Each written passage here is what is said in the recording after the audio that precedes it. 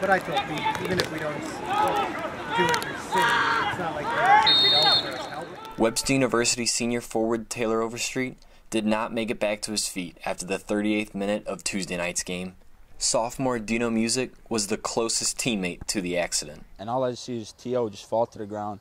It didn't look that bad at first, but when I saw him on the ground, you could tell like he was shaking. It didn't look good at all. Webster senior defender Tyler Brown was with the Overstreet family after the game and said Taylor broke both his tibia and fibula in his right leg and will have surgery Wednesday morning to have a metal rod implanted into his lower leg.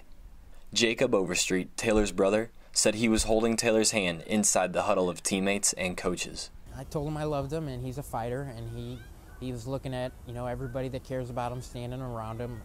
They know he's a fighter. They know what Webster in this soccer career means to him his senior year. A St. Louis Soccer Park field director said he's only had to call emergency vehicles to the fields 5 or 6 times in the last 3 years. But the Webster men's soccer team has already seen a tragic leg injury when one of their forwards went down earlier this season and broke his tibia. And he really cares about, you know, what goes on out here, and he plays his heart out. And you can see it. You know, he's got respect of every teammate because he is such a good kid, and he's a good teammate. Really unfortunate to happen to him.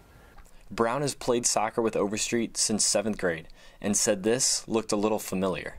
He actually had a pretty bad head injury in high school that he had to get carted off in an ambulance and got some staples in his head on a head collision. Overstreet returned later that year from McClure North High School's playoff run. Brown said in this situation, the team can only hope for the best.